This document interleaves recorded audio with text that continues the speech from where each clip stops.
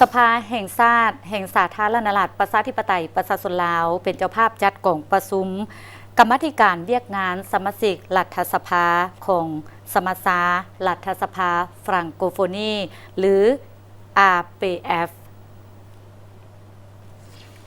กองประชุมในครั้งนี้จัดขึ้นในมื้อนี้12 มีนาคม 2025ที่นครหลวงเวียงจันทร์สาธารณรัฐประชาธิปไตยประชาชนลาวเป็นกลไกประจำหนึ่งของสมาชารัฐสภาฟรังโกโฟนีที่จัดขึ้นทุกๆปีในประเทศสมาชิกรัฐสภาของสมาชารัฐสภาฟรังโกโฟนีหรือ RPF เพื่อให้รัฐสภาสมาชิกได้ปรึกษาหารือและแลกเปลี่ยนความคิดเห็นซึ่งกันและกันในการปฏิบัติงานของตนให้มีความสอดคล้องกันในภาคพื้นและทั่วโลก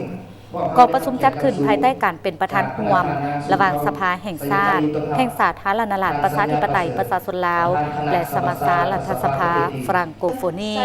มีคณะผู้แทนรัฐสภา11 ประเทศและเขตแคว้นกองเลขาสมาชารัฐสภาฟรังโกโฟนีและศูนย์รัฐสภาอาเซียนเข้าร่วมท่านนางสุนทรไสยจากรรองประธานสภาแห่งชาติลาวได้มีคำเห็นในโอกาสไขกองประชุมโดยท่านได้ยกให้เห็นถึงสภาพการที่พ้นเด่นและสิ่งท้าทายต่างๆที่พวมเกิดขึ้นในหลายภาคพื้นทั่วโลกที่ส่งผลกระทบต่อการพัฒนาเศรษฐกิจสังคมการเมืองและความมั่นคงของบรรดาประเทศพร้อมนั้นยังได้ตีราคาสูงต่อบทบาทความสำคัญของสมาชิกรัฐสภา RPF ในฐานะที่เป็นตัวแทนแห่งสิทธิผลประโยชน์และความมุ่งมา่ปรารถนาของประชาชนในการส่งเสริมประชาธิปไตยการปกครองรัฐด้วยกฎหมายและทรงโยกการร่วมมือในภาคพื้นและสากลเพื่อการพัฒนารวมไปถึงการส่งเสริมการแลกเปลี่ยนทางด้านวัฒนธรรมของประชาชนจากนั้นท่านยังได้ยกให้เห็นถึงการประกอบส่วนของสภาแห่งชาติลาวในกรอบสมาชารัฐสภาฟรังโกโฟนีก็คือการร่วมมือในกรอบฟรังโกโฟนีของรัฐบาลสร้างเงื่อนไขที่เอื้ออำนวยให้แก่การปกปักรักษาสันติภาพ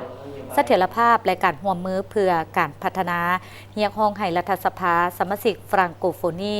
ให้เพิ่มทวีบทบาทและหน้าที่ของตนในการติดตามและร่วมมือกันอย่างใกล้ชิดเพื่อเกี่ยมพร้อมรับมือแก้ไขปัญหาต่างๆที่เกิดขึ้นในบรรดาประเทศสมาชิกฟรังโกโฟนีก็คือทั่วโลกอย่างสันติวิธี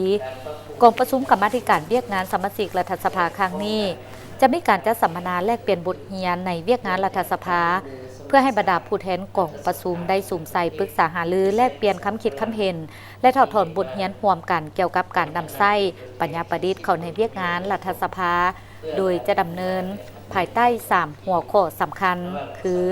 การมีส่วนร่วมของเครื่องมือดิจิตอลในการปฏิบัติหน้าที่เรียกงานของรัฐสภาวิธีการใหม่ในการประเมินนโยบายสาธารณะของรัฐสภาและการตอบโต้กับข่าวที่บ่เป็นจริงกองประชุมสมาชารัฐสภาฟรังโกโฟนีจะดำเนินเป็นเวลา3 วันแต่วันที่12 ถึง 14 มีนาคม 2025 นี้